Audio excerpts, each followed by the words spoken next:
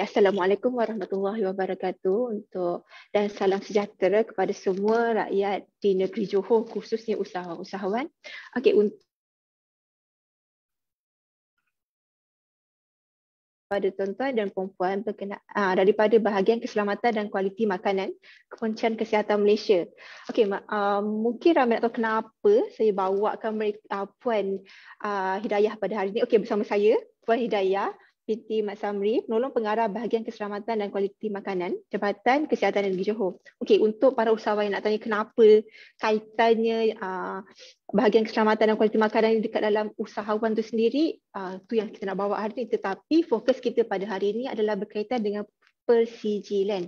Kenapa saya mengambil akses persijilan pada hari ini? Kerana kalau sebelum ni kita dah memberi fokus kepada grant ataupun pembiayaan. Lepas tu kita ada pemasaran. Mungkin saya nak ambil kepada persijilan pada hari ini dan mungkin prasarana pun kita dah pernah ambil, jadinya kita nak bawa kepada persijilan dan mungkin lepas ini kemahiran mungkin. Jadinya bersama saya Puan Nur Hidayah. Assalamualaikum Puan. Assalamualaikum warahmatullahi. Puan sihat? Sihat, Alhamdulillah. Deeply kepada kita punya tajuk hari ini, which is penyenaraian pengusaha makanan sediaan di rumah. Panjang tajuk kita. Apa orang kata pentingnya, kenapa usahawan tu perlu tahu? Dan penyenaraian ni memang kita dah nampak kesediaan di rumah. So kita mengambil fokus kepada usahawan yang menjalankan perniagaan makanan di dalam rumah. Betul tak? Ya, betul. Kenapa perlunya mereka dapatkan ataupun dapat pengetahuan berkenaan dengan maklumat ni? Okey. Sebelum tu saya mengucapkan terima kasihlah kepada pihak penganjur UJB atas slot yang diberikan kepada pihak kami bagi topik penyenaraian pengusaha makanan sediaan di rumah. Agak panjanglah dia punya nama ni. So kita shortkan nama ni, kita panggil dia home base. So semua boleh faham apa dia home base ni, sebab sebenarnya garis panduan ni ataupun penyenaraian ni baru saja diwujudkan bila mana isu COVID-19 yang melanda negara, menyebabkan ramai orang yang di luar sana terkesan akibat daripada pandemik ni, dan sekarang pun dah jadi endemik dah. Ramai yang di luar sana yang terjejas pendapatannya, yang hilang pekerjaan. So dengan adanya facilities dia ada, maksudnya yang di rumah, menggunakan kemudahan yang ada di depan mata, mencipta satu ruang untuk mencari pendapatan. Maka kita lihat memang waktu masa selepas PKP tu memang banyaklah kan, kalau kita lihat pengusaha makanan dari rumah yang menjalankan kerja-kerja untuk mendapatkan pendapatan tambahan. Okey. So kalau kita lihat di situ, keperluan yang perlu mereka lihat untuk menjadi satu kerja tu kena rujuk ada satu garis panduan, yang mana garis panduan ni dikeluarkan oleh bahagian keselamatan dan kualiti makanan Kementerian Kesihatan Malaysia. Maksudnya garis panduan dipakai di seluruh negara, bukan saja untuk negeri kita, Johor. So satu Malaysia akan guna pakai. So standard lah kaedah perincian yang diperlukan semua. Okay. Jadinya boleh kita lihat macam kalau dah ada siapa-siapa ataupun mana-mana pengusaha yang ada ambil berkenaan dengan home based food ni, betul tak? Home based food ni kira lebih yakin lah, pengguna tu lebih yakin dengan produk-produk mereka, betul tak? Ya, betul, membantulah kepada pengguna. Kita ni pengguna, lebih kepada pengguna lah. Pengusaha pun dia ada kelebihan dia, sebab ramai sangat kat luar sana, so nak kena menonjol apa benda yang dia ada, apa kelebihan masing-masing kan. Salah satunya inilah boleh dibuat. Okey, jadinya untuk hari ini Puan akan berkongsi berkenaan dengan garis panduan lepas tu baru masuk dengan permohonan. Buang masa, mungkin Puan boleh share terus. Okey.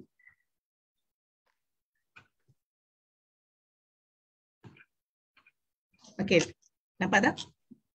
Okey, saya teruskan ni. Okey, sebelum tu rata-rata yang menyertai program kita petang ni, adakah kategori-kategori pengusaha ataupun kategori-kategori yang membeli? Rasa-rasanya macam mana Puan Ain? Saya rasa yang ini lebih kepada pengusaha. Kalau Ramai kita punya track record sebelum ni pengusaha lah. Pengusaha okey, macam ni. Saya akan kupaskan garis panduan yang telah dibangunkan oleh bahagian keselamatan dan kualiti makanan untuk kita nilai apakah keperluan-keperluannya, apakah kekurangan yang ada pada kita dan untuk kita tambah baik. Okey, kita lihat satu persatu.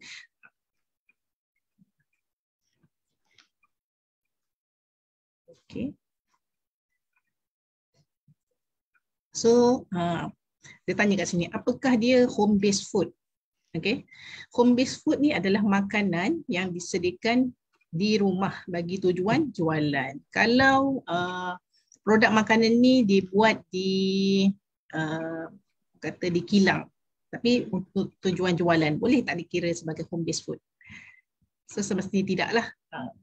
Penyelenggaraan home based ni memang diberikan kepada pengusaha-pengusaha yang menghasilkan produk makanan dari rumah. Sebab kita ada pelbagai lagi persijilan lain mengikut kategori premis makanan lah. Okay, kalau kita lihat kat sini, home based food memang dijalankan ataupun beroperasi di kawasan kediaman ataupun rumah kita lah, dan dijalankan secara sepenuh masa ataupun sepenuh masa, separuh masa dan sepenuh masa lah. Manakala untuk premis outlet makanan, dia lebih kepada melihat jenis kategori premis makanan tersebut. Kalau kita di bahagian Kementerian Kesihatan Malaysia ni, kita ada juga lah bahagikan beberapa jenis kategori premis makanan, antaranya premis penghilangan makanan, premis catering, mass catering, premis seperti restoran, cafeteria, dan juga premis-premis yang menggunakan kenderaan untuk jualan macam food truck. Itu antara jenis-jenis premis lah. Masing-masing kategori premis ni ada dia punya sijil-sijil ataupun pengiktirafan yang diberikan. So untuk kategori home base ni, dia adalah kategori yang ketiga tu lah, macam restoran. Tapi restoran tu dia ada premis dia, restoran. Okey, yang ini premis dia rumah. Kalau rumah ni kita punya pensijilan dia lah, kita namakan penyedaraian pengusaha makanan sediaan di rumah. Kalau untuk restoran tu kita ada pensijilan lain lah, contohnya macam PES, macam tu. Alright. So penyediaan makanan untuk tujuan jualan perlu mematuhi komponen kebersihan dan keselamatan makanan berdasarkan Akta Makanan 1983 dan peraturan-peraturan di bawahnya. So kita ada satu Akta Makanan ni, kitab kita lah yang menjadi rujukan, yang mana semua keperluan-keperluan yang ditetapkan ada dinyatakan di sini lah. Maksudnya semua mungkin ada juga jabatan lain, contohnya Jabatan Agama untuk persijilan halal, dia pun menggunakan pakai akta ni. Alright. So kita lihat lagi, ini adalah garis panduan yang telah dibangunkan, dan sekiranya tuan-tuan, puan-puan nak dapatkan garis panduan ni, boleh rujuk kita punya website di fsq.muh.gov.my. So website ni sebenarnya bukan saja untuk home base, pelbagai lagi aktiviti-aktiviti di bawah bahagian keselamatan dan kualiti makanan ada informasinya lah. Boleh saja rujuk di sini lah. Okey.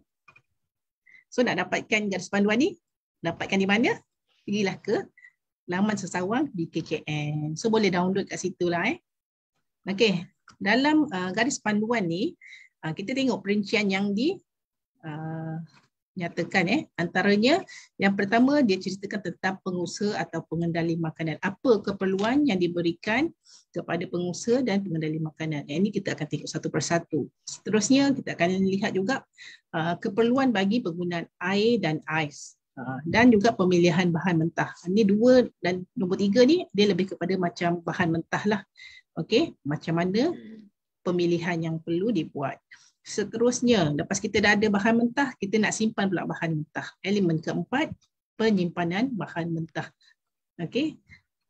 Selepas penyimpanan bahan mentah, apa pula proses dia adalah kawalan proses penyediaan makanan. So kat sini akan diceritakan perincian yang perlu dipatuhi. Selepas proses penyediaan makanan, ada lagi pelabelan makanan. Kat sini ada keperluan minimum lah yang perlu dipatuhi untuk pelabelan makanan. Selepas labelkan makanan, kita dah ready lah untuk jual, untuk hantar. So mungkin waktu nak mengedarkan tu adalah melibatkan penggunaan pengangkutan. Kat situ pun ada kriteria yang ditetapkan. Seterusnya, ini dah luar lah. Ini umum sikit, iaitu kawalan makhluk perosak. Maksudnya kalau ada makhluk perosak tu macam mana kawalan yang perlu dibuat. Okey, dan yang ke-9 adalah pemeriksaan kendiri. Maksudnya pengusaha perlu menjalankan pemeriksaan kendiri lah, selain daripada kalau macam permis-permis lain, dia ada pegawai dari KKM datang untuk buat pemeriksaan. Kalau yang ini pengusaha tu sendiri jalankan penilaian kendiri. Buat penilaian sendiri, menilai apa kekurangan yang ada dan perlu ditambah baik. Okey, ini adalah dia punya intisari kandungan lah bagi garis panduan tu. Okey, so kita boleh kita masuk kepada elemen yang pertama. Ini kalau tadi kalau macam tadi Puan share tu, nampaknya macam perkara tersebut, 9 perkara tersebut dah memang usahawan tu sendiri buat, betul tak? Jadinya lebih macam benda ni untuk buat mereka lebih itulah. Sebab terputus-putus lah. Ya, Puan. Lain saya. Risau. Sebab kat sini macam baru lepas hujan kan. Tak tahulah hujan lagi ke. Kat sini lain saya sandu. Okey. Okay. Macam tadi yang Puan share 9 tu, kita nampak yang 9 tu dia lebih kepada yang 9 tu usahawan tu sendiri sebenarnya dah buat dah, betul tak? Betul. Tapi bila adanya penilaian ni membuatkan mereka lebih peka tentang apa yang diorang pilih, apa yang diorang buat tu semualah untuk menjaga keselamatan makanan tersebut. Saya yakin pengusaha-pengusaha di luar sana sebenarnya dia dah faham dah apa keperluan yang diperlukan lah. Tapi kita kupaskan semula untuk lebih jelas lah di pihak pengusaha tu sendiri. Okay? So kalau kita lihat untuk pengusaha dan pengendali makanan, kadang-kadang orang kata dia pengusaha, dia bukan pengendali makanan. Tapi kita tengok pengusaha dan pengendali makanan tu siapa? Pengusaha ni mungkin dia tak terlibat dalam mengendalikan makanan. Dia hanya usaha, dia ada bos dia goyang kaki, ada pekerja yang mengendalikan makanan. Itu memang totally pengusaha lah.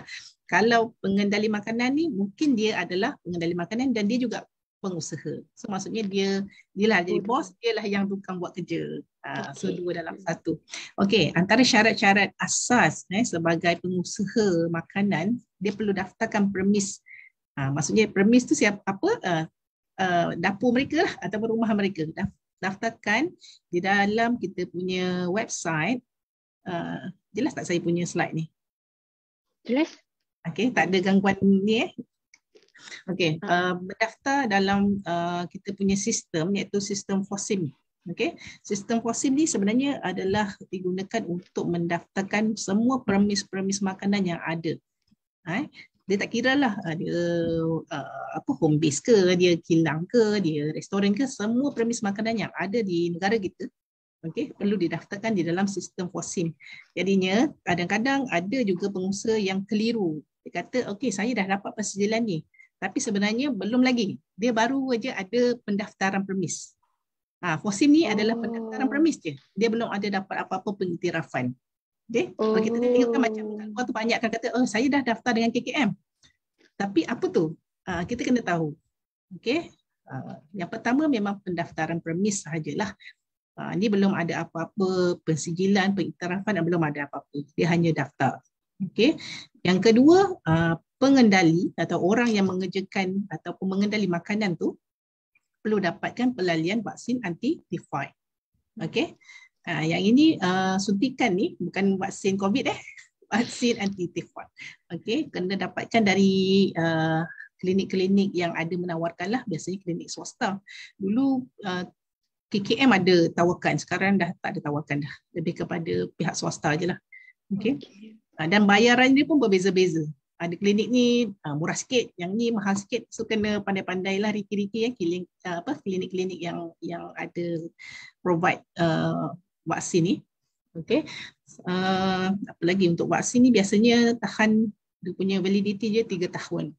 Okey. So, baru saya nak tanya sebab ada yang orang dia dah sekali ambil, okey dah kira dah ambil dah sebenarnya. Sedangkan sebelum tu ada tempoh dia kan. Bila tanya dah ambil, dah. Tapi 10 tahun lepas, dah ambil juga.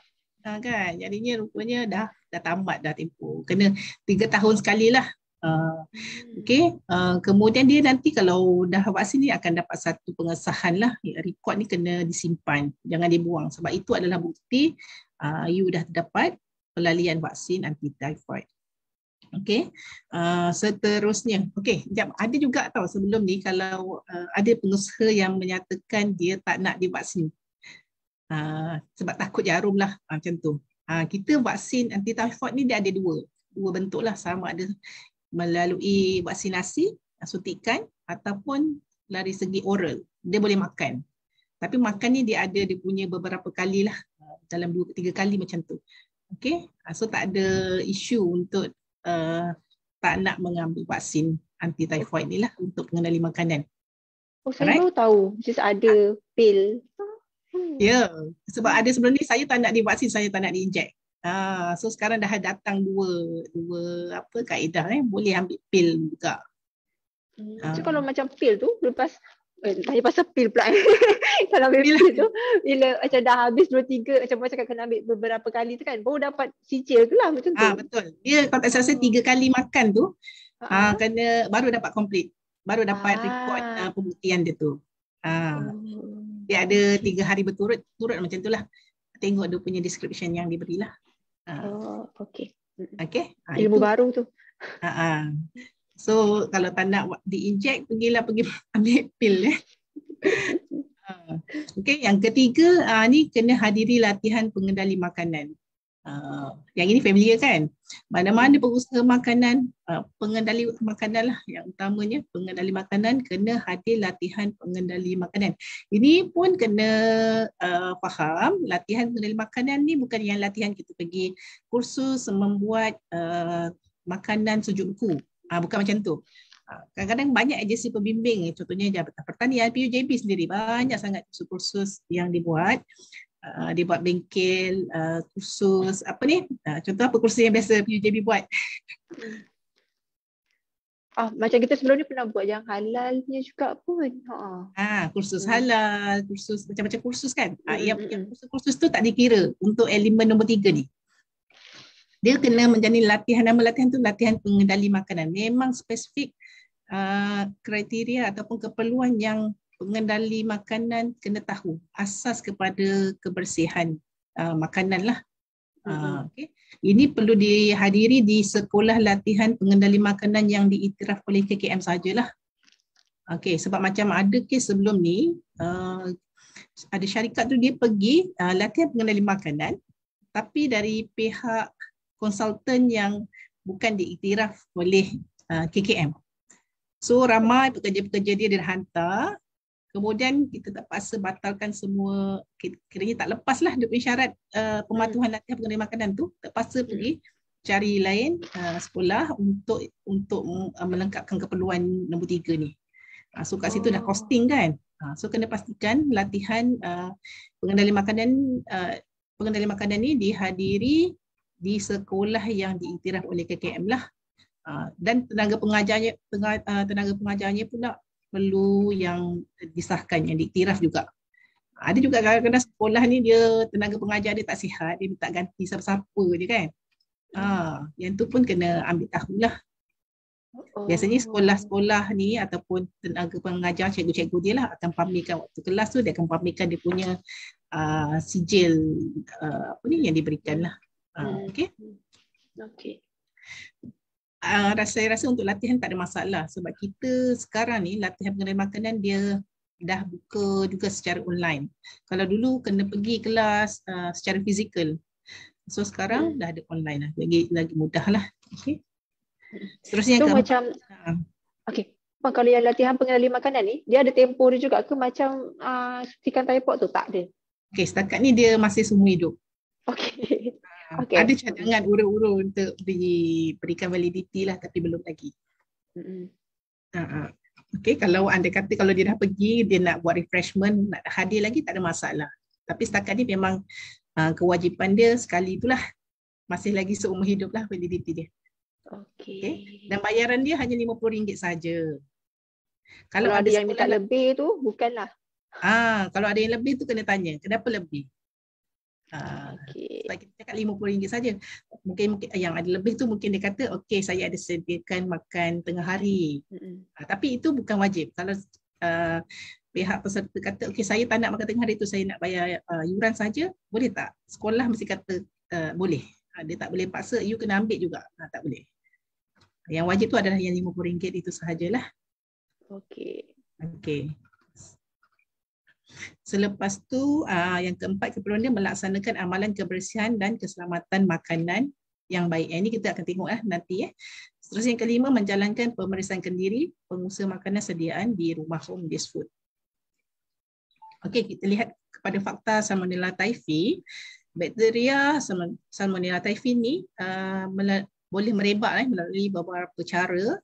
Okey, yang mana najis pesakit demam kepialu ataupun demam typhoid ni mengandungi jumlah bakteria dia yang sangat banyak lah. Okey, fasiliti sanitasi yang kurang baik boleh menyebabkan pencemaran sumber air dengan bakteria ini. Okey, kalau kat najis kita kan banyak. Kalau andai katalah ada jangkitan demam kepialu ni, so ada kandungan bakteria ni sangat tinggi lah, dan sekiranya sanitasi ataupun tandas tu tak fasiliti dia tak sempurna, boleh menyebabkan pencemaran sumber air. Okay, sumber air yang tercemar pula apabila digunakan bagi penggunaan makanan ataupun sumber air minuman, boleh menyebabkan bakteria itu disebarkan pula kepada orang lain. Kalau macam dulu kan kat kampung kan ada parit kan, Johor ni banyak parit kan. Ada parit, ada tandas kat dalam parit tu. Okey. Sekarang pasti. Ada jumpa lagi tak? Kalau saya balik kampung tak ada lagi lah. Tapi tak tahulah kalau orang buat tandas kan. Okey, mungkin ada orang macam tu kan, dia gunakan tandas di parit. Okey, kemudian depan sana tu 10 km, mungkin dah jauh lah, mungkin 5 km sana ada orang gunakan air parit tu untuk kegunaan harian keluarga. Untuk masak pun dia guna air parit kat situ. So jangkitan tu pun boleh berlaku lah. Okay. Dan seterusnya, tabiat yang tidak mencuci tangan selepas ke tandas juga boleh antara punca menyebabkan penyebaran bakteria inilah. So penyedia makanan terutamanya amat mudah memindahkan bakteria ini ke dalam makanan semasa proses penyediaan, sekaligus menjangkiti mereka yang makan atau minum makanan dan minuman yang disediakan. So make sure lah pengendali makanan kena sentiasa menjaga kebersihan diri, sentiasa cuci tangan. Okay. Okay, ini antara keperluan untuk pakaian dan amalan pula. Sebagai pengendali makanan, kalau kat rumah ada pakai macam ni tak? Pakai penutup kepala, pakai apron, ataupun kat rumah pakai baju kelawar. Terus sediakan makanan untuk jualan hari ni. Sebab kat rumah tak ada siapa yang akan pantau. Okay, so atas kepercayaan sendiri, atas kita sebagai pengguna pun kita mengharapkan pengusaha-pengusaha di luar sana yang menghasilkan makanan dapat mematuhi amalan kebersihan lah. Ini adalah saranan daripada KKM lah, yang mana pengusaha home base memakai penutup kepala, memakai apron dan juga menggunakan sarung tangan. Dan juga kalau kat rumah kan tak ada siapa pantau, jadinya aksesori seperti cincin, gelang tu semua kena buka, tak boleh pakai. Okey, ini contoh pakaian pengendali makanan. Okey, clear So apron yang diminta pun biasanya dalam akta pun ada menyatakanlah apron mesti berwarna cerah. Okey. Dan apron tu tak ada poket lah.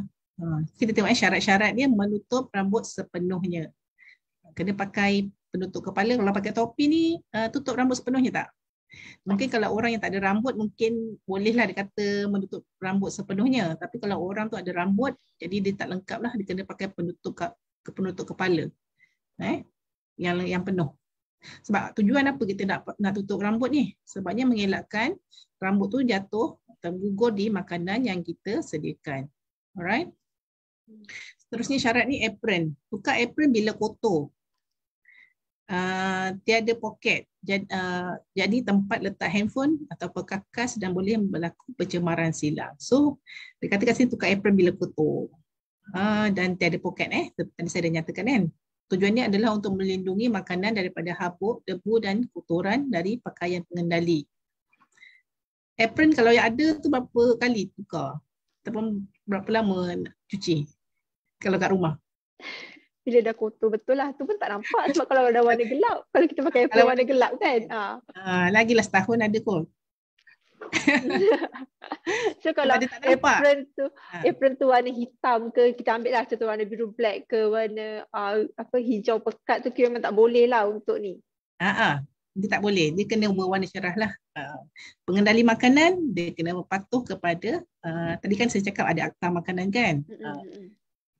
Kalau kita kat rumah untuk kegunaan makanan sendiri, untuk makanan keluarga, tak ada masalah lah untuk apron warna apa sekalipun. Tapi sebagai pengusaha yang menjual untuk public, untuk orang awam, dia kena patuh lah kepada keperluan yang ada dinyatakan dalam kita punya akta ni. Mana dia kena pakai apron yang berwarna cerah dan bersih. Okay. Seterusnya tangan ni. Jadinya menjawablah soal boleh tak pakai apron warna hitam? So jawapannya tak boleh lah. Ya puan, dia kena pakai apron warna putih dan berwarna cerah. Gitu, putih. Kalau macam kalau ada badan-badan kerajaan selalu kan dia ada buat apron kan. Kita suggest lah kalau boleh buat yang berwarna cerah lah. Dia tak kisah warna putih ke, warna biru ke, yang penting warnanya cerah. Warna pink, warna orange, warna peach, macam tu lah, warna-warna cerah lah. Jangan ambil warna gelap, coklat, hitam tu kan. Sebab ada juga pengusaha di luar sana kata saya buat produk-produk berasaskan tepung. Jadinya kalau saya pakai warna putih tak nampak kotor. Tapi dalam akta kita menyatakan kena pakai warna cerah. So tak ada ni lah. Tak ada pengecualian lah. Terpaksa juga menggunakan warna yang cerah lah. Kalau tak nak warna putih boleh guna warna lain, biru muda ke macam tu. Alright, seterusnya ni guna untuk sentuh makanan sahaja untuk tangan dan bukan peralatan atau pembukaan meja. Tujuan dia melindungi makanan daripada tercemar daripada bakteria dan tangan pengendali.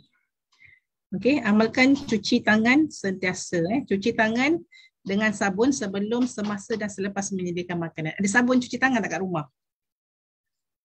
Okay. Cuci tangan dengan sabun selepas keluar dari tandas. Sebab tadi kita dah mention kan, Salmonella typhi ke barangkalian ada, ataupun bakteria lain lah banyak.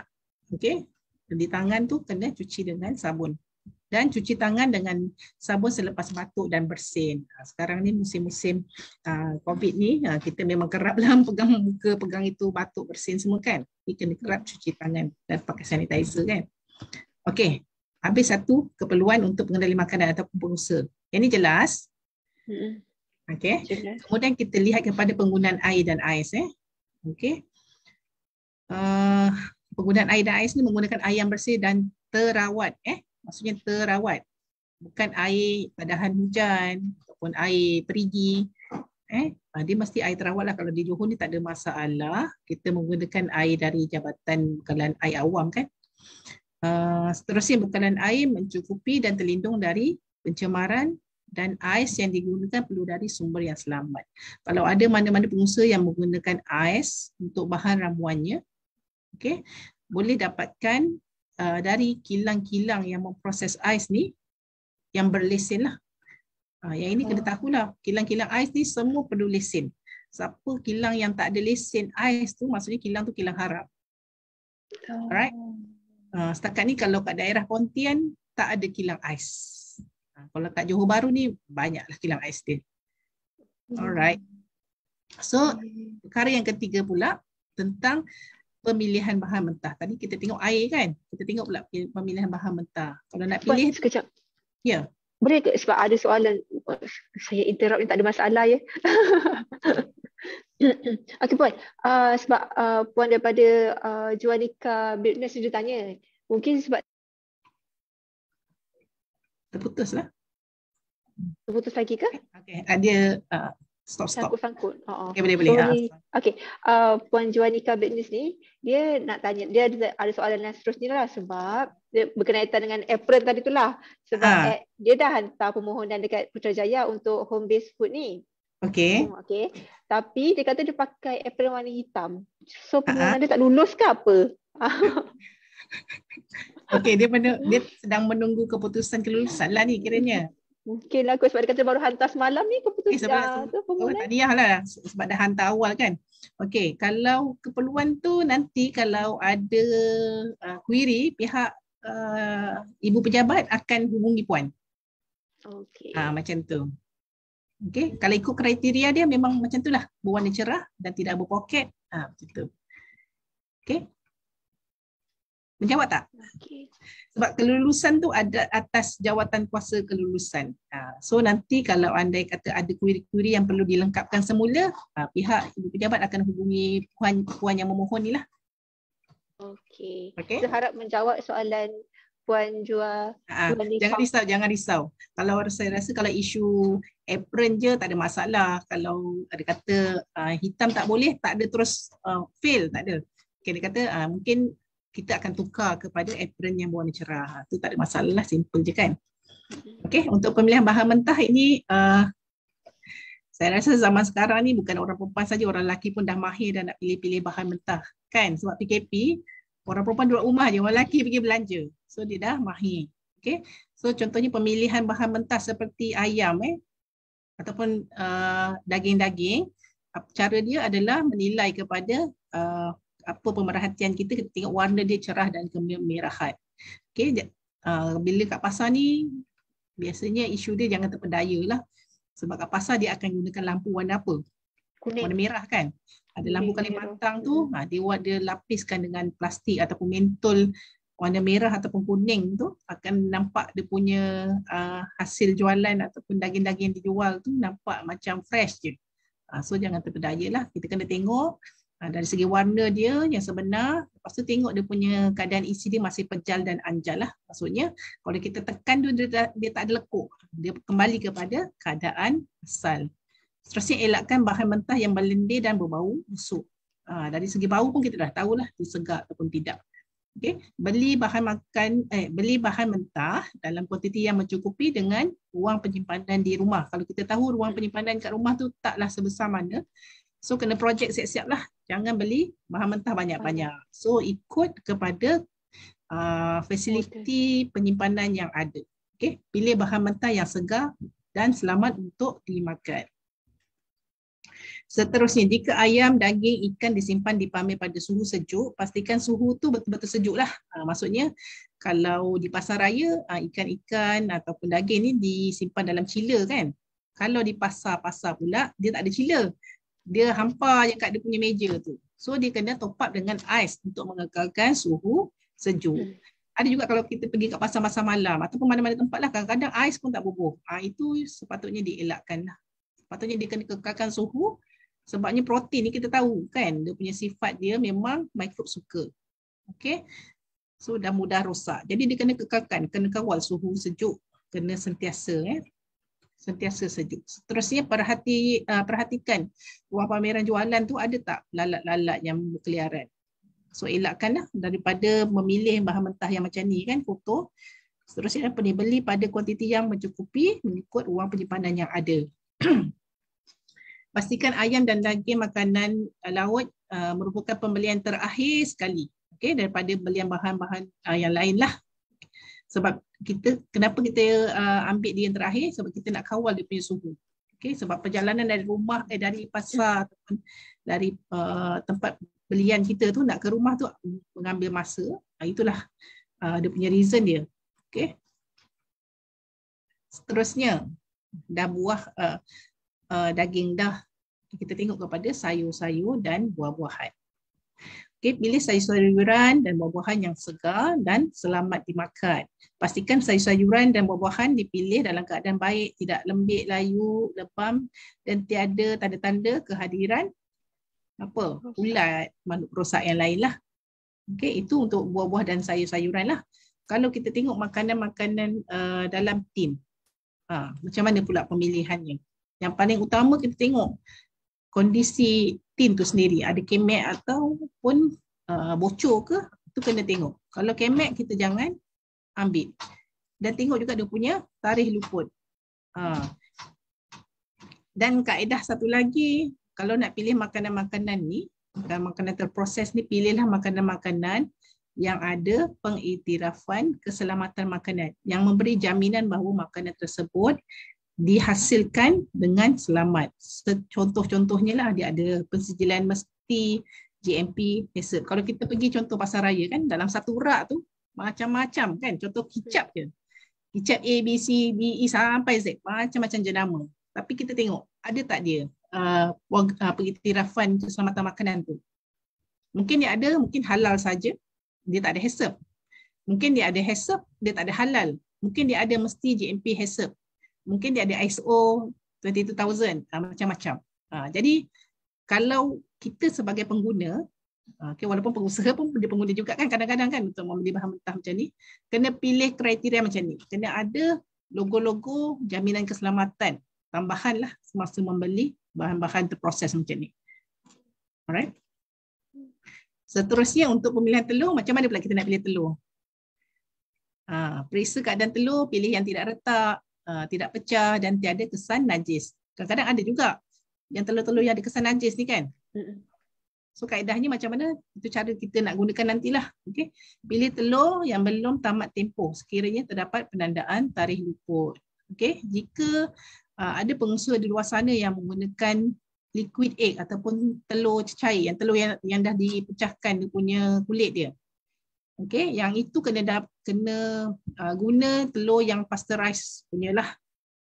Ada mungkin adalah di luar sana yang telur liquid egg ni yang tak dipasteurize. Sebab kalau ikutkan akta kita, mana-mana kilang makanan, kilang-kilang telur ni lah yang menghasilkan produk liquid egg, telur-telur ni mesti kena pasteurize. Dan bila dah pasteurize, dia kena simpan dalam peti sejuk. Dia tak boleh letak kat suhu bilik je. Okay? Suhu bilik tu maksudnya dia letak kat luar gitu je untuk jualan. Tak boleh. Dia pasteurize je, dia mesti kena simpan dalam suhu sejuk. Okay, kalau Puan, mungkin ada nak tahu pasteurized liquid egg tu, maksudnya macam Puan cakap tadi pasteurize tu apa? Pasteurize tu ada satu kaedah heat treatment ataupun rawatan suhu, kawalan suhu. Telur ni akan dikenakan suhu pasteurize. Pasteurize ni adalah suhu di bawah 100 darjah Celsius lah, untuk pastikan kuman-kuman yang dalam tu mati. Macam tu. So pengilang yang mengeluarkan liquid egg ni, dia tak boleh pecahkan telur, bungkus dan terjual. Dia tak boleh. Dia kena pasteurize dulu. Sama juga macam kita minum susu kambing kan. Susu kambing tu ada juga di ladang-ladang tu, dia lepas dapat hasil susu kambing tu, dia terus jual kepada pembeli. Dia tak boleh, dia kena pasteurize dulu. Okay. Okey, seterusnya selepas pemilihan telur, kita pergi kepada pemilihan bahan mentah secara pukal. Okey, untuk biasalah kalau kita membeli belah ni memang kita beli secara pukal kan, tak ada beli satu tepung, esok beli telur, esok beli daging, tak ada kan. Kita memang sekali jalan. Ada orang cara dia pergi dan beli semua. Sekali banyak. Satu kedai ni dia nak, yang kedai ni nak beli bawang, telur, ikan bilis je. Kalau kedai ni beli barang-barang ni saja kan. Mungkin ada juga jenis yang macam tu lah. Tapi panduan di sini dinyatakan untuk pemilihan bahan mentah secara pukal, kena rancang dululah pembelian agar bersesuaian dengan kapasiti dapur. Sebab premis adalah premis dapur, premis di rumah. Dia dengan kegunaan pribadi dengan kegunaan untuk jualan, jadinya space untuk menyimpan barang-barang tu akan mengganggulah, akan mengurangkan lagi lah kapasiti yang ada. So kena semak sumber bahan mentah tu melalui pencarian. Ni kalau rajin lah, kena rajin-rajin lah melalui internet kan. Sekarang semua di hujung jari. Cari sumber bahan mentah tu macam mana. Dari segi kadang-kadang orang nak tahu yang murah kan. Murah kat mana? Okey, pergi kedai tu. Kena jugalah tengok kualiti dia. Seterusnya, jika membeli bahan mentah secara pukal, pastikan mendapat bekalan dari sumber yang selamat. Okey. Okey, ni ada pesanan kat sini, dia kata jangan beli bahan makanan rosak demi mendapatkan harga murah. Ni biasa tak? Kalau kita pergi pasar raya ataupun tempat jualan-jualan bahan basah lah kan, dia ada satu ruang tu nanti dia kata clearance sale. Kan? Jualan lelong. Mungkin ada tomato yang kita tengok kalau yang betul-betul dia segar tapi rasa dia dah lembik je dah. Mungkin ada apa ni, jagung dah kering dah. Tapi harga dia memanglah drop habis lah. Mungkin dari RM4 tinggal 90 sen. Okey, yang itu macam mana? Boleh beli tak?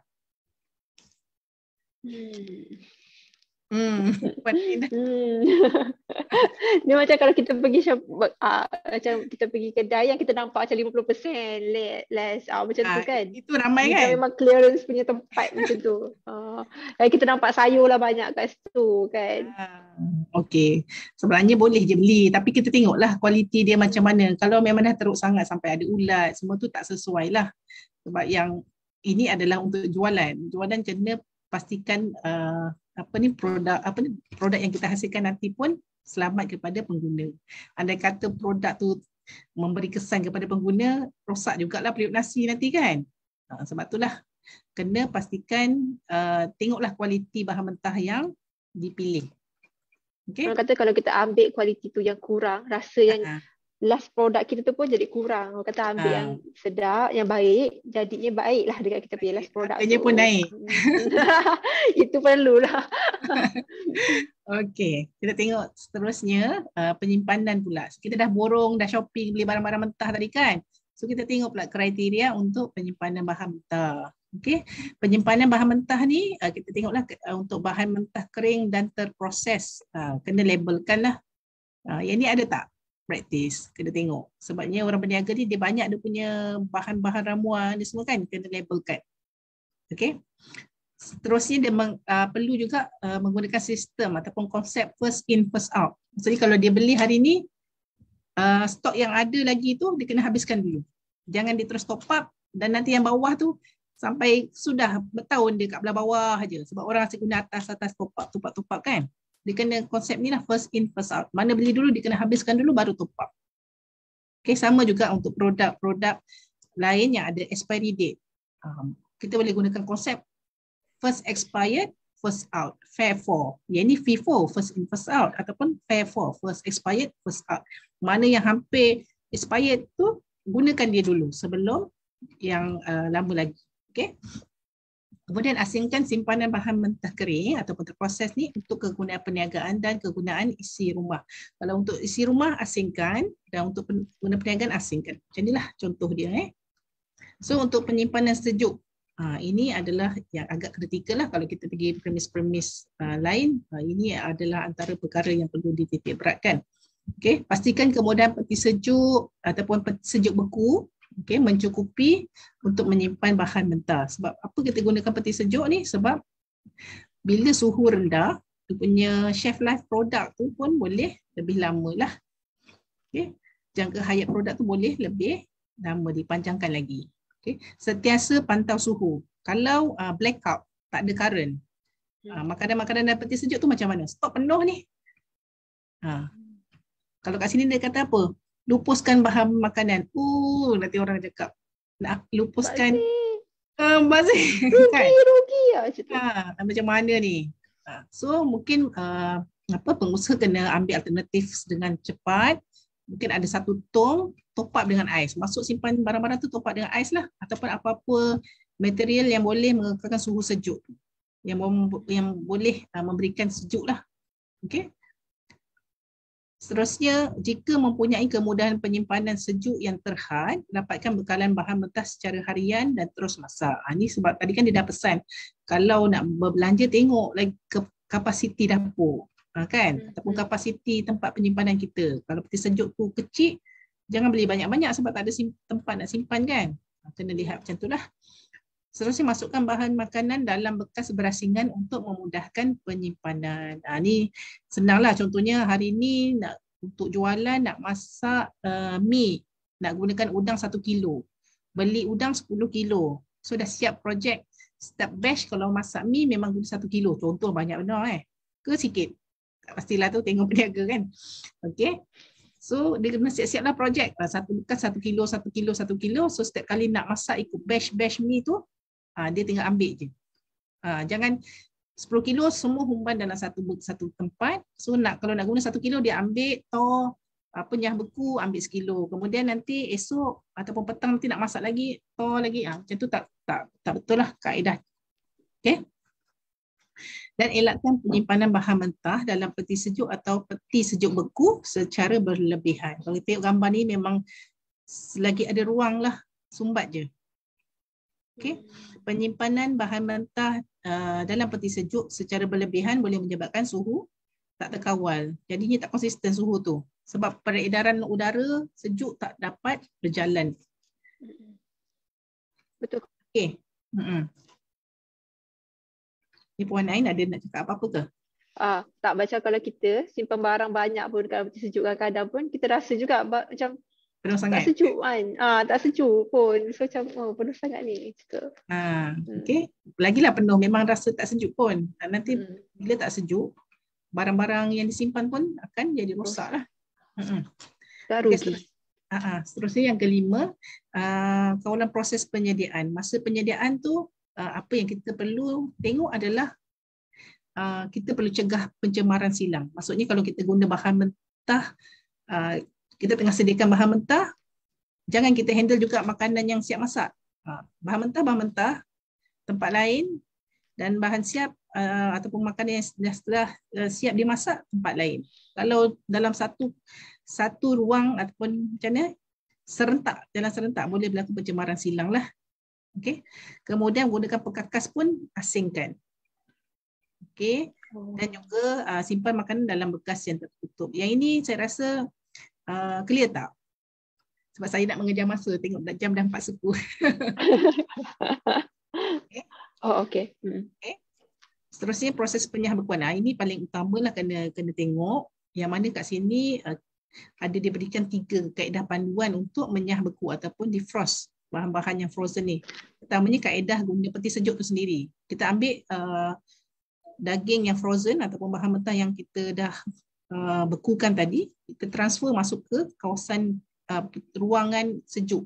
Bukannya tempat beku, ruangan sejuk, letak di bawah sekali, dan sebaiknya letakkan satu lapis belah bawah dia yang berlubang untuk air yang daripada daging, contohnya ni daging beku tu, dia akan bila kita defrost kan dia akan mengeluarkan air kan. So air tu akan jatuh melalui lubang-lubang tadi tu dan masuk ke takungan. So kita letak satu lapis dan letak bawah ada takung. So daging tu akan melalui lubang-lubang tu dan jatuh ke takung tu lah. Dan dibiarkan semalaman. Itu kaedah yang pertama lah, dia agak memakan masa. Okay. Seterusnya kaedah menggunakan microwave. Ini senang je lah, masuk dan tekan. Dan kaedah yang ketiga ni emergency thawing lah ni. Maksudnya ini rasa-rasa banyak yang banyak buat. Betul tak? Okay, kaedahnya letak makanan yang beku tadi tu ataupun bahan mentah yang beku tadi di bawah bekas air yang mengalir lah. Dia tak boleh air yang bertakung, air yang mengalir sehingga nyah beku selesai sepenuhnya. Ini kaedah emergency dia, dan dia lebih cepat lah berbanding kaedah yang pertama tadi. Okay. Kalau kita tengok gambar tu, dia dalam packaging tau. Bukannya direct daging dengan air. Dia ada lapisan plastik. So kalau kita kat rumah pun, kalau kita nak praktis, ayam contohnya kan beku kan. Kita bungkus dengan plastik dan kita rendam di bawah air yang mengalir. Macam tu. Okay. Jangan biarkan makanan sejuk beku dicairkan pada suhu bilik. Ini diletak je atas meja ataupun dicair sendiri. Itu salah, kaedah yang salah. Sebab suhu bilik ni, kalau lebih daripada 4 jam, mikrob akan macam-macam ada pada makanan tersebut dan tercemar lah. Bahan mentah sendiri awal-awal dah tercemar. Okay. Kawalan suhu masak pula. Bila kita dah defrost bahan mentah tadi, kita mulalah memasak kan. Bila masak, kaedah dia apa? Kena pastikan masakan tu dimasak dengan sempurna, tak ada darah. Lepas tu, jangan jual lebihan makanan yang dipanaskan semula. Ni sebabnya kalau banyak lagi tak habis ni, lepas tu panaskan dan jual.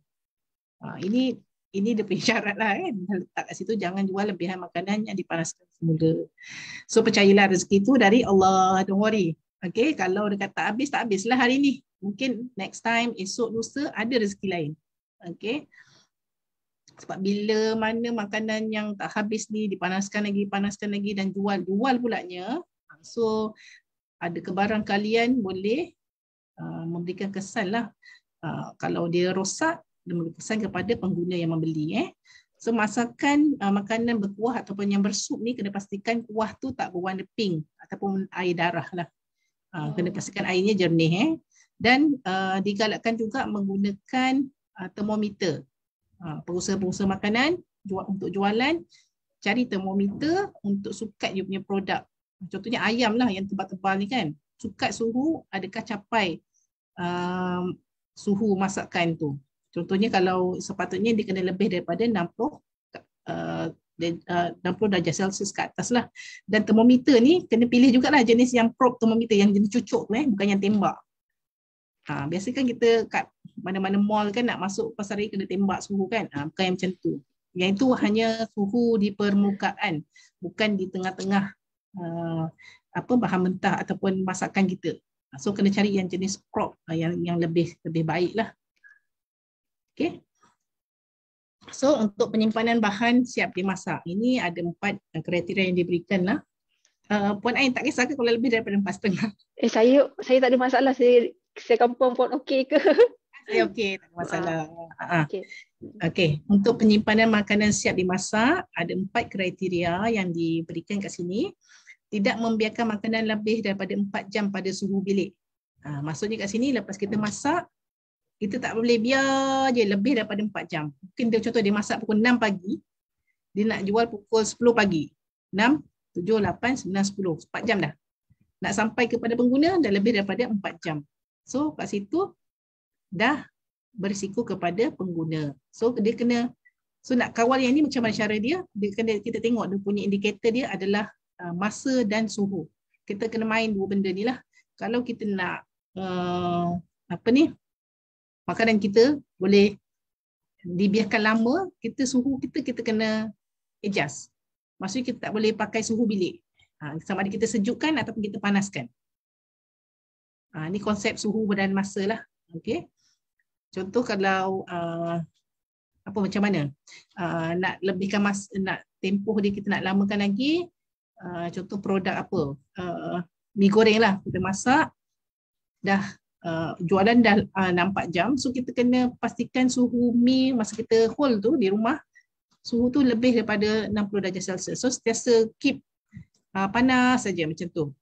Seeloknya kalau orang yang berniaga ni dia ada warmer lah. So simpan makanan dalam warmer, so maintain je suhu 60. Ada order masuk, dan edar. Macam tu. Okay. So dia boleh, masa dia boleh lama lagi lah. Sebab yang ada persyarat dia 4 jam suhu bilik. Dia tak boleh. So yang kedua, simpan makanan yang telah dimasak dan cepat rosak di dalam peti sejuk. Ini kaedah tadilah. Dia boleh juga guna peti sejuk. Contohnya sekarang ni ada pengusaha dia, ada makanan, ada minuman. Kan? Kalau nak, macam contoh dia buat teh tarik. Dia pun sama jugalah 4 jam pada suhu bilik. Dia tak boleh. Dia kalau nak lama, dia kena sama ada tinggikan suhu, maksudnya panas, ataupun rendahkan suhu, maksudnya sejuk. Dia kena pilih either one macam tu lah kalau nak panjangkan tempoh. So kaedahnya boleh letak juga dalam peti sejuk. Peti sejuk tu suhu dia mesti sekitar 0 hingga 5.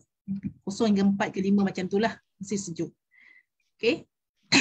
Yang ketiga ni, kekalkan suhu makanan yang telah dimasak lebih daripada 60 darjah Celsius sebelum diedarkan atau dijual. Ini pun kaedah yang tadi saya nyatakan lah. Kena kawal suhu. Suhu tu kena tinggi. Ini kalau yang makanan memang makanan panas lah. Okay, dan yang keempat, tidak menyimpan makanan yang telah dimasak atau lebihan makanan dalam peti sejuk melebihi 3 hari. Okay. Jadi sebenarnya nombor 4 ni pun kita boleh praktis untuk kita punya kegunaan jugalah selain untuk jualan kan. Alright. Dah siap masak, dah siap bungkus. Okey, apa dalam kriteria pembungkusan ni? Gunakan bahan pembungkus yang sesuai dan mudah dan tidak mudah koyak dan boleh menutupi seluruh makanan. Bahan pembungkus hendaklah disimpan dalam keadaan yang bersih di tempat yang sesuai dan berasingan dengan bahan mentah bagi mengelakkan berlakunya kerosakan dan pencemaran. Contohnya, buat nasi lemak, produk, boleh guna daun pisang tak? Lagi sedap. Bau daun pisang tu. Aroma dia boleh gunakan, tapi kena pastikan daun pisang tu dibersihkan sebab daun tu kat pokok tak ada macam-macam hinggap dah kan kat situ. Kalau dia basah, hujan panas, banyak habuk semua melekat kat situ. So kena bersihkan. Nak bersihkan pun tengoklah towel dia tu. Towel ni kalau dah kotor pun masih lap lagi. Tu siapa nak pantau?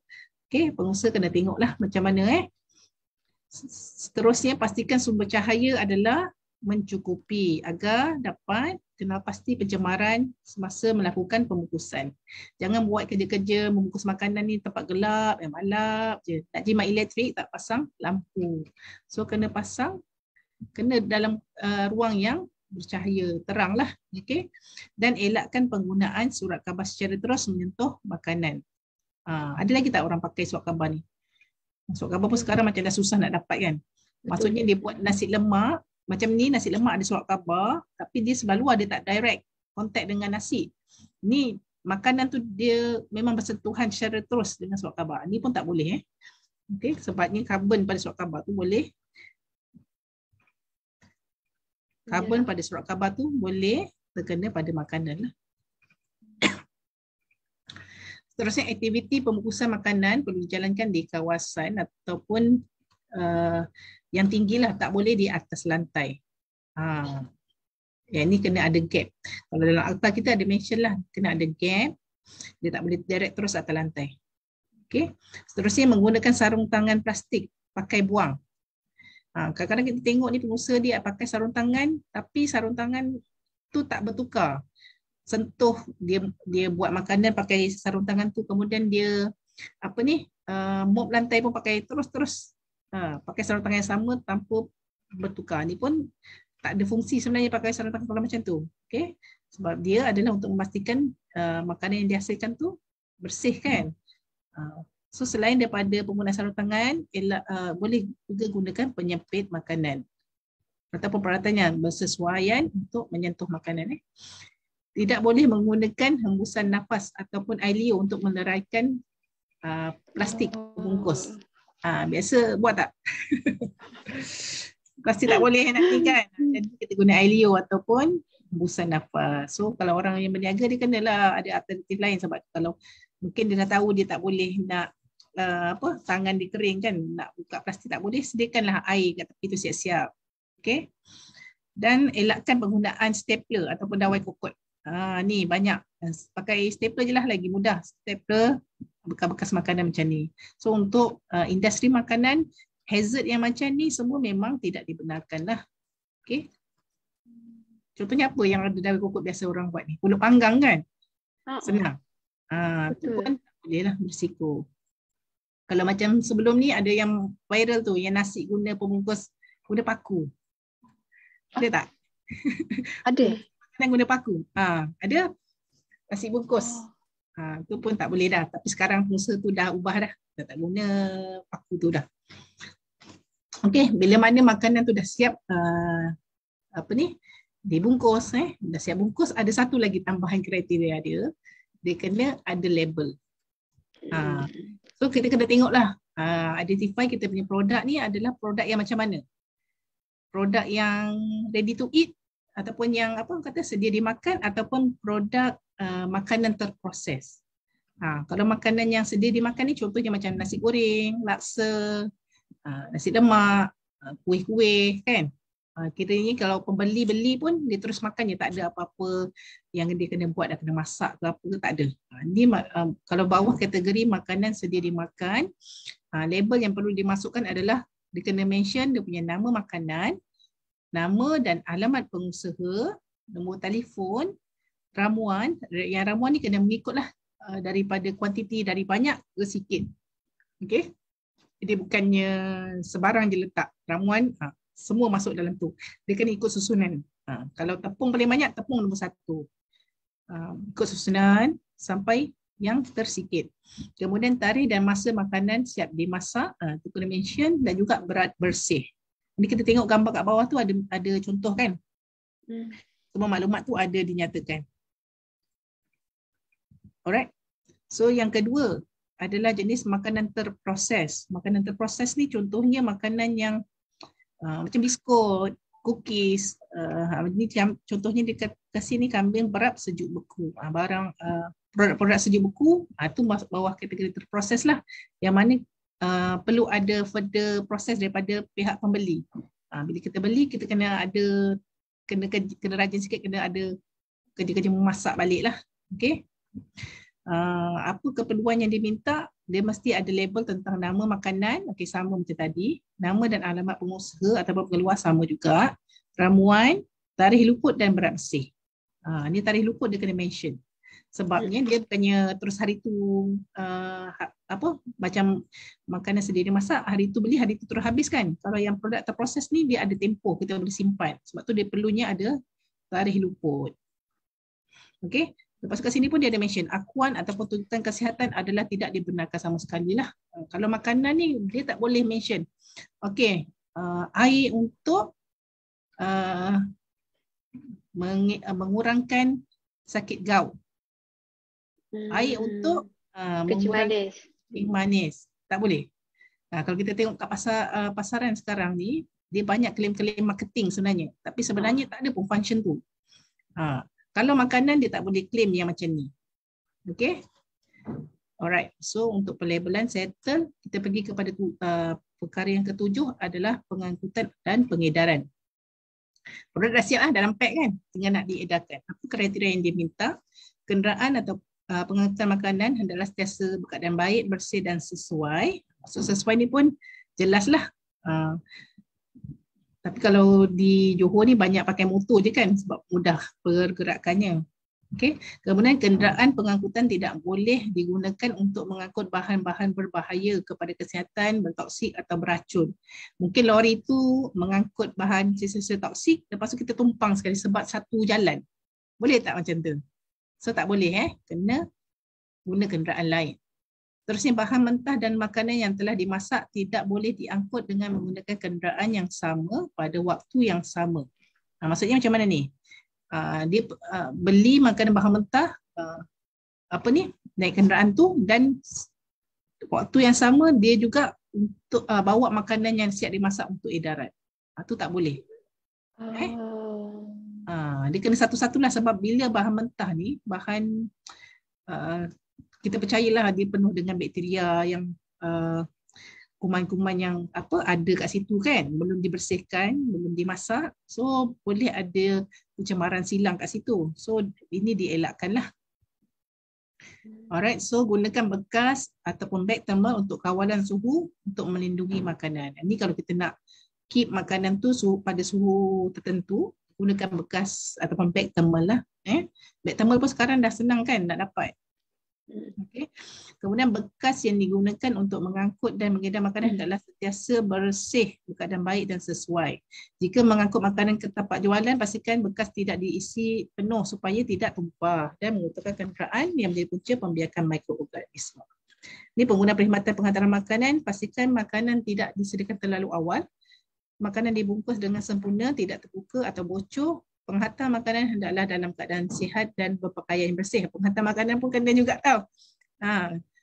Kena berpakaian bersih juga. Sekiranya beg thermal, sekiranya menggunakan beg thermal, pastikan beg dalam keadaan bersih. Sebab beg tu kan sekejap makanan ni, kena pastikanlah dalam keadaan bersih.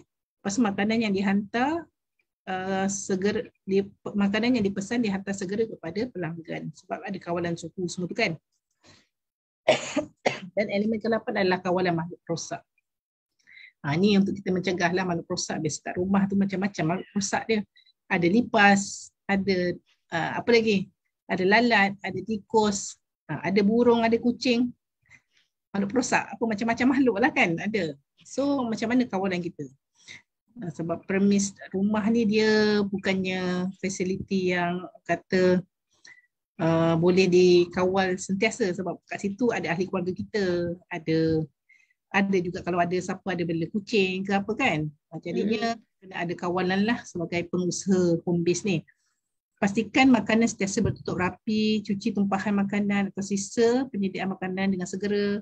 Pastikan permukaan lantai dan ruang penyediaan makanan sentiasa berkeadaan baik dan gunakan tong sampah berpenutup. Ada orang gunakan tong sampah tak berpenutup. Yang ini kalau untuk pengusaha home base kita, kena gunakan tong sampah bertutup. Dan seeloknya gunakan yang jenis ada pemijat kaki. Nak buka, kita tak payah sentuh penutup tu, pijak dan dia terbuka dia punya penutup. Dan kemudian dihapuskan kotak kosong dan barang terpakai untuk elakkan menjadi tempat pembiakan. Amalkan pelupusan sampah dengan kerap agar tidak mengundang kepada makhluk perosak dan jangan gunakan semburan racun serangga atas permukaan penyediaan atau bekas makanan. Kalau nak gunakan juga kena waktu yang berbeza lah. Mungkin belah malam tak ada operasi boleh gunakan pada waktu tu. Tapi waktu semasa penyediaan tu tak boleh gunakan. Tengah-tengah masak tiba-tiba ada lipas lalu. Jangan guna racun tu lah. Gunalah kaedah macam mana pun secara biologi. Kita ada banyak kaedah kan, kaedah bahan kimia, kan, fizikal, kaedah biologi ke. Okey, kemudian lindungi kawasan dapur dan makanan daripada dicemari oleh serangga, tikus dan lain-lain makhluk perosak. Makhluk perosak manusia boleh makhluk perosak lah. Takut ada sabotaj kan daripada pihak-pihak luar. Itu pun antar risiko lah sebenarnya. Okey, seterusnya yang ke-9 elemen yang diminta adalah pemeriksaan kediri. Yang ini pengusaha akan buat sendiri. Maksudnya pengusaha akan audit sendiri kerja mereka, fasiliti mereka, pengendalian mereka. Okey, itu akan dinilai sendiri oleh pengusaha lah. Jadi mereka tahulah apa keperluan, apa kekurangan yang perlu ditambah baik. Okey, settle elemen-elemen yang dinyatakan dalam garis panduan. Itu saja. Rasanya okey kan? Okey. Saya rasa nampak macam sangat penting bila mana jelah dia nak puasa ni, banyak pengusaha-pengusaha yang buka-buka bazar ni memang orang kata kita daripada rumah, dia masak daripada rumah. So dia kena tahu 4 jam tu macam mana cara nak simpan sebelum jelah nak bawa kita nak buka puasa, nak beli juadah-juadah buka puasa ni kan. Bila tak kawal suhu macam tu lah, nanti adalah yang basi kan. Kita sebagai pembeli jadi hampa bila kita mengharapkan okey nak makan makanan ni, bila sampai waktu je tak boleh makan. Betul lagi yang kita jumpa tu macam ada kes-kes lah yang saya sendiri pun pernah alami lah, which is kita nampak bila nak beli air, dia ambil air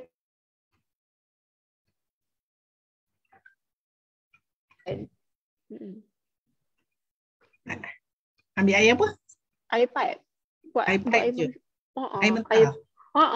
Buat air balang kan, dia orang buat jual air balang. So dia orang ambil air pipe macam tu directly. So kita macam tak boleh ni kan. Yelah, dia orang pengusaha, kita jumpa lah pengusaha-pengusaha yang macam tu bila kita pergi bazar macam tu kan. Tak pergi bazar malam ke. Sepatutnya kita ni sekarang penapis air dah banyak dah kat luar sana. Boleh sebagai pengusaha tu kena ambil inisiatif lain lah untuk memastikan produk yang dihasilkan tu bukan semata-mata untuk keuntungan dia, tapi memberi manfaat kepada orang lain lah, selain untuk pendapatan dia kan. Okey. So kita dah tahu apa elemen-elemen yang ditetapkan. So kita pergi tengok macam mana cara nak mohon penyenaraian home base ni. Home base ni, penyenaraian ni hanya memang dari KKM sajalah, tak ada agensi lain yang menawarkan penyenaraian ni. So dia punya logo macam tu je. Okey, kita terus tengok Ini saya dah nyatakan tadi kan, memang hanya untuk jualan dan disediakan di rumah. Okey, tujuan penyenaraian ni adalah satu untuk menggalakkan pengusaha home base mengamalkan amalan penyediaan makanan yang bersih dan selamat. Seterusnya membantu pengusaha memenuhi keperluan perundangan di bawah Akta Makanan 1983 dan peraturan-peraturan di bawahnya. Dan faedah antaranya yang pertama, pengusaha disenaraikan di bawah KKM. Dan saya rasa antara persijilan yang agak mudah lah, ini adalah antara yang mudah lah berbanding persijilan lain. So saya memang sarankan lah mana-mana pengusaha home base, try lah dapatkan pengiktirafan ini, dapatkan penyenaraian ini. Okey, sebab kalau boleh kita nak peningkatan, okey, semakin maju, negara kita semakin maju, so pengusaha-pengusaha yang ada pun semakin terdidik lah dengan peredaran keperluan dunia sekarang kan. Okey, pengusaha makanan disenaraikan, seterusnya makanan yang dihasilkan juga bersih dan selamat. Kalau dia tengok dia punya ciri-ciri yang kita nyatakan tadi kan, dapat dihasilkan dengan baik. Seterusnya mendapat sijil, logo dan nombor penyenaraian. So logo ni dan nombor penyenaraian bolehlah letak pada label produk yang dihasilkan tadi. So adalah bendanya kan. So kalau kita tengok produk yang tak ada logo tu dengan yang ada logo, mana satu kita nak pilih? Sila kita ambil yang ada standard sikit. Okay. Kemudian meningkatkan keyakinan pengguna. Okay. Bila kita tengok ada logo dari KKM ni, so kita pun yakin. Kemudian produk pun lebih berdaya saing dan meningkatkan nilai pasaran. Kita ni orang Johor kan, ramai yang ada mengusahakan makanan di rumah. Okay. Singapura pun dekat. So kebarangkalian untuk memasarkan produk-produk terus ke negara jiran tu, okay, mungkin boleh dijadikan salah satu matlamat akan datang. Kalau kita tengok premis-premis kilang yang ada kat Johor ni memang banyak yang ekspor ke Singapura lah. Okay. Mungkin yang untuk akan datang pengusaha home base pun boleh mencari ruang dan peluang lah untuk dapatkan produk-produk mereka memasuki pasaran luar negara. Sebelah je kan jiran kita. So seterusnya menjana ekonomi pengusaha home based food.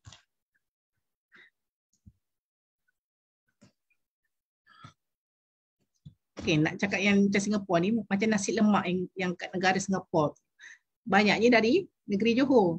Buat nasi lemak di Johor, pagi-pagi hantar direct terus ke Singapura.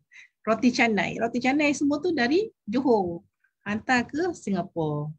Banyak produk-produk ready to eat, makanan yang sedia dimakan dibuat di sini, di negeri ini dan dihantar ke sana. So ambillah peluang.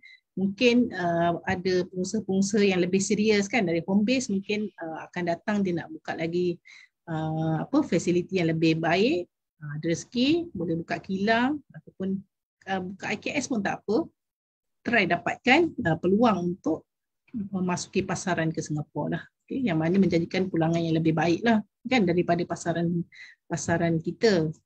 Tapi sebenarnya pun tak ada masalah, dalam negara kita pun peluang tu sentiasa ada.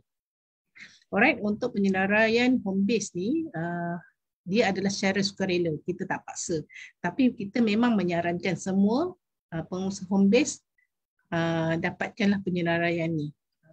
So sebab satu lagi dia terbuka kepada semua pengusaha home base dan diberikan secara percuma, tak ada apa-apa bayaran dan perlu memenuhi syarat yang ditetapkan oleh bahagian keselamatan dan kualiti makanan seperti mana dalam garis panduan yang telah saya kupaskan tadilah. Okay, antara permohonan penyenaraian yang pertama, patuhi syarat kelulusan permohonan. Yang kedua, isi borang permohonan penyenaraian. Yang ketiga, lengkapkan senarai semak kecukupan dokumen. Dan yang keempat, dah siap semua, hantar.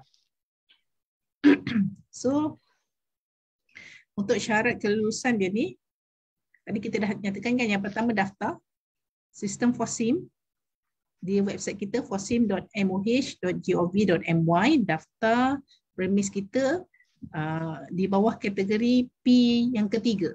Kat situ ada 4 kategori, P1, P2, P3, P4. Kalau untuk home base, daftarkan kategori P3. Jangan silap Kalau P1 nanti puan-puan tak boleh mohon home base. Terpaksa kena mohon persijilan mesti. Persijilan HACCP, persijilan JMP. Dah lari dah dia punya keperluan. Lagi dahsyat dia punya keperluan. So masuklah bawah kategori P3 untuk home base. Okay, seterusnya pengendali itu mendapat pelalian vaksin anti-typhoid dan juga menjalani latihan pengendali makanan.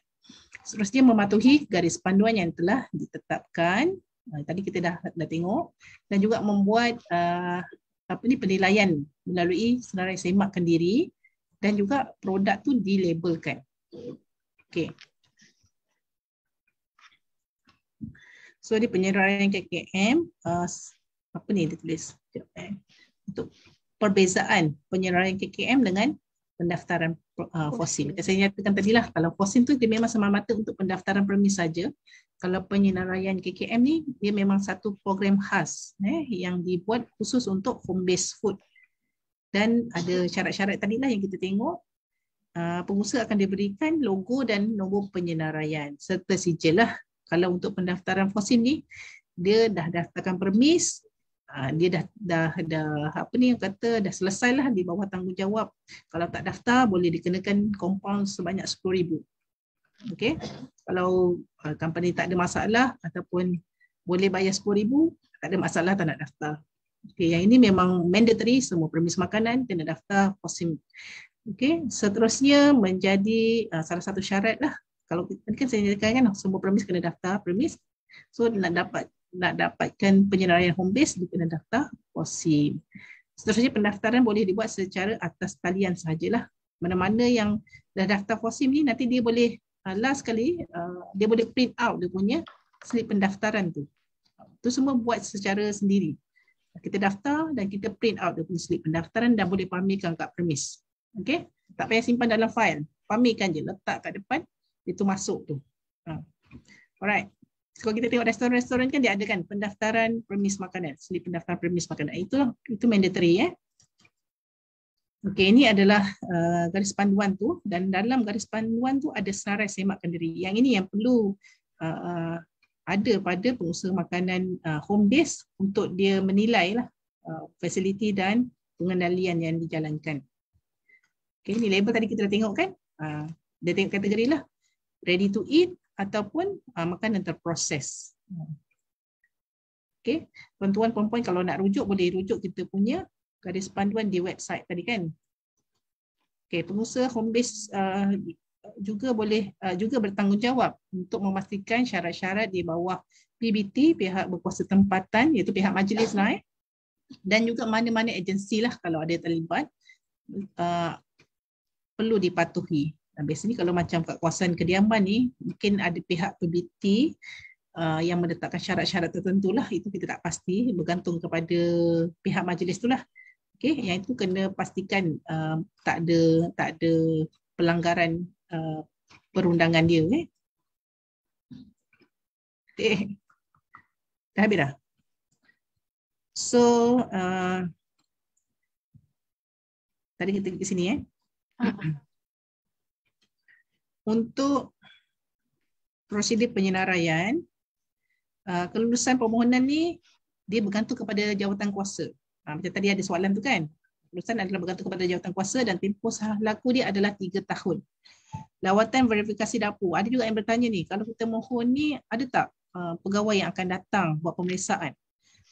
Pemeriksaan tu mungkin ada, bergantung kepada arahan rasmi daripada pihak ibu pejabat kami lah. Dan secara rawak mengikut keperluan sajalah. Okey. Dan logo dan nombor penyenaraian juga akan diberikan dan boleh digunakan juga sebagai iklan dan marketing pihak yang tersenarai lah, pihak yang memohon. Okey, ini antara logo dan dia punya contoh sijil.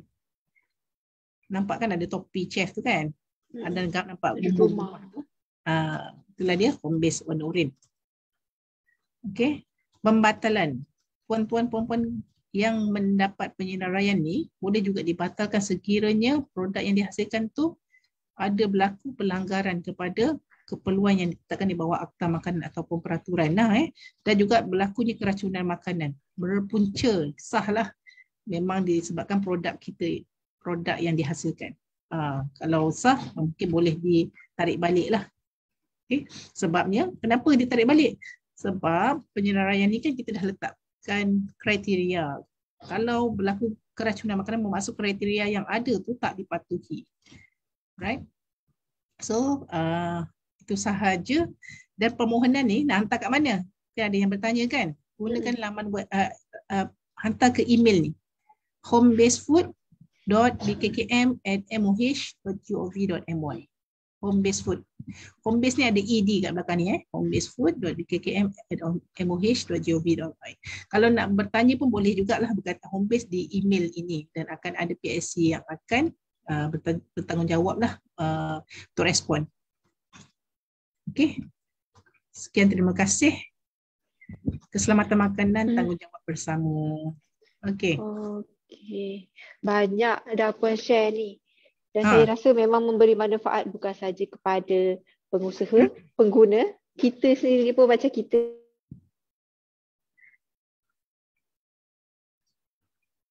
Jadinya pentingnya saya nampaklah pentingnya ni lebih kepada apa yang kita produk yang usahawan jual ni untuk memberi keselamatan kepada pengguna. Dan Ya. ia juga memberi, orang kata, meningkatkan kualiti produk makanan mereka. Ya. Maksudnya macam mereka memang kalau kita nampak perlu melabur lebih besar sedikit, macam kita kena cari, macam mereka sebelum ni pun beli barang yang mungkin tak mengikut garis panduan tu ke macam mana. So mungkin bila mendengarnya, bila ada pendengar yang mendengar, masa sesi kita ni mereka mengeluarkan modal yang lebih besar, tetapi mungkin dapat hasil daripada pengeluaran modal yang lebih besar boleh meningkatkan kualiti makanan mereka. So saya rasa para usahawan jangan menganggap ini sebagai persijilan ini sebagai satu beban, tetapi ambil dia sebagai satu titik tolak yang dapat meningkatkan kualiti makanan mereka, so that mungkin daripada peningkatan kualiti makanan tu boleh meningkatkan diorang mereka punya keuntungan, insya-Allah. Nampak skrip saya hafal. Okey, untuk saya rasa dah 1 jam lebih, dah mengambil masa. Maaf sekali lagi satu delay. Okey, so sebelum kita tutup, mungkin ada kata-kata akhir Puan sebelum kita tutup ni.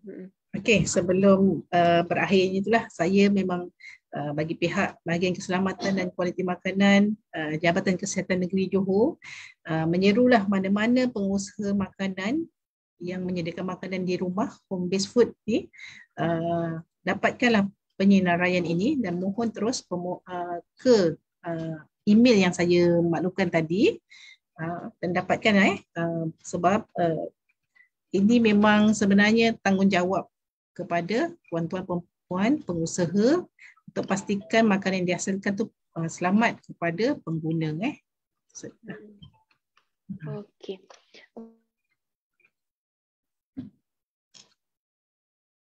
Petang ini saya rasa sampai di sini sahaja pertemuan kita. Saya sekali lagi mengucapkan terima kasih banyak-banyak kepada Puan Nur Hidayah binti Mat Samri, Penolong Pengarah Bahagian Keselamatan dan Kualiti Makanan Jabatan Kesihatan Negeri Johor, atas 1 jam lebih sesi perkongsian pada petang ini, dan saya harap juga para usahawan yang mendengar boleh share, lebih banyak share kepada kawan-kawan yang menjalankan perniagaan di rumah. Tak kisahlah menjalankan bisnes apa, makan basah ke, kek ke, yang saya nampak banyak kek lah kan yang buat dekat rumah ni. So bagi tahu mereka supaya menepati setiap garis panduan dan apply lah penyedarian usaha makanan dan home based food ni supaya dapat meningkatkan kepercayaan pengguna, insya-Allah. Okey, sampai situ saja saya rasa untuk sesi petang ni. Kita jumpa lagi pada sesi akan datang. Assalamualaikum. Saya doakan semoga perniagaan tuan-tuan dan puan-puan lebih sukses, jaga diri, jaga kesihatan. Kita masih lagi dalam tempoh COVID ni, dan yang baru macam you guys semua kena aware COVID ni masih ada. Jadinya jaga diri, jaga kesihatan. Kita jumpa lagi. Assalamualaikum warahmatullahi wabarakatuh.